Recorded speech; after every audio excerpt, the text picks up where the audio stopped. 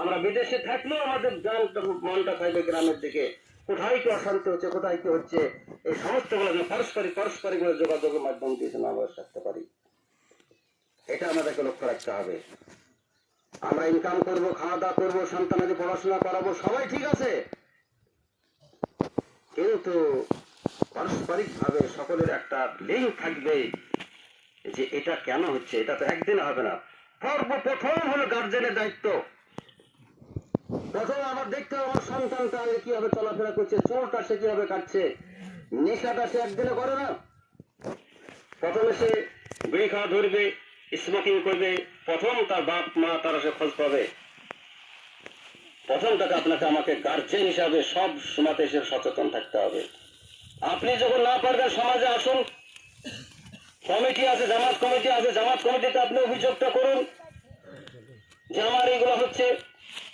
দেখবেন ইনশাআল্লাহ আল্লাহ একটা পথ আপনাকে আমাকে খুলে দেবেন। কিন্তু আমি যদি আমরা গা রাখিয়ে চলি, সেই দায়ী কিন্তু কিয়ামতের মাঠে আল্লাহ পাক যদি তাকেই জিজ্ঞাসা করবো, ও তুমি এটা কেন করেছিলে, একটা কথাও যদি জিজ্ঞাসা করে, তাহলে কিন্তু নিস্তার থাকবে না। আর একটা সমস্যার কথা আমি বলি, আজকে যে সমস্ত এখন ভাইরাল হচ্ছে, অনেকে ছবি তুলছেন, মনে হচ্ছে, কিন্তু আপনার আমাদের তাহজিব তামাদ্দুন, আমরা কুলিন্দা গ্রামের মধ্যে মাদ্রাসা আমরা খুলেছি। আমি বারবার বলেছি, আপনারা বাইরে থাকেন কি গ্রামে থাকেন, আপনারা কালেমা জানেন না, ভালো দোয়া জানেন না, আপনার সন্তানের কাছ থেকে আপনি শিক্ষা গ্রহণ করেন।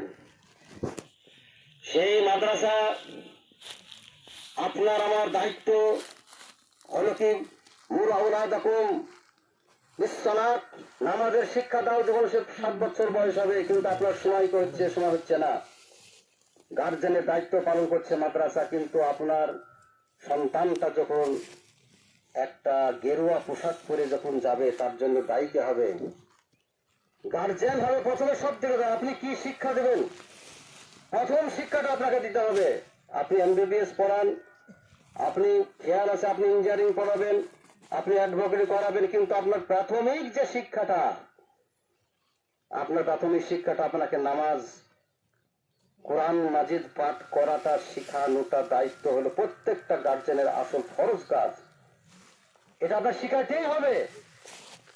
তা আপনি কোন জায়গাতে সেখানে পাঠাচ্ছেন, সেখানে শিরক হবে। যতদিন সেই মেয়েটা যাবে, ছেলেটা যাবে সেখানে শিরক করে বাড়ি আসবে, গোলাটা আপনার ঘরে চাপবে।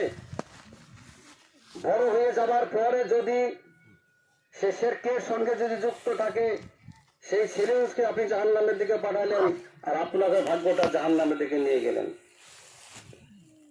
আপনি চেষ্টা করেন, এই মাসেতে পড়িও অনেকে হবে না কেন? আপনি নামাজটাকে ভালো করে শিখান, তারপরে আপনি তালিম দেন।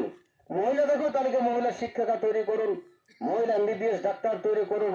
মেয়েটাকে আপনার খেয়াল রাখতে হবে, আমার মেয়েটাকে আমি ভালো ব্রেন আছে, আমি এমবিবিএস ডাক্তার শেখাবো। আমি মেয়েদের পর্দাকে ঠিক করার জন্য আপনি মেয়েটা ঠিক করে রাখে। মেয়েদের ইজ্জত আবরু, আপনার মেয়েদের ডেলিভারি হবে, তাকে সিজার করবে একজন পুরুষ ডাক্তার দিয়ে, আর একজন সে অমুসলিম ডাক্তার দিয়ে আপনার মেয়ের ইজ্জতটাকে সম করবে, কিন্তু উপায় নাই। কিন্তু আপনি যদি চেষ্টা করেন যে আমার মেয়েকে আমি এই কাজের জন্য আমি নিয়োগ করবো, যে হাজার হাজার মুসলিম মহিলাগুলোকে তার ইজ্জতটাকে আমি রক্ষা করার জন্য, আপনি নিশ্চয় নাকি পাবেন। আপনার মেয়েটাই মাদ্রাসা শিক্ষার মাধ্যম দেশে পর্দা করবে, নামাজ শিখবে, এমবিবিএস ডাক্তার হয়ে গেলেও সেখানেও সে দিন কায়েম করবে, হবে না কেন? তাহলে আপনাকে প্রথম থেকে আপনাকে নিয়তটাকে আবার ঠিক করে দিতে হবে। যা হোক, আমরা রৌদ্র বাড়ছে, অনেকে এখানে হাজির আছে, কিন্তু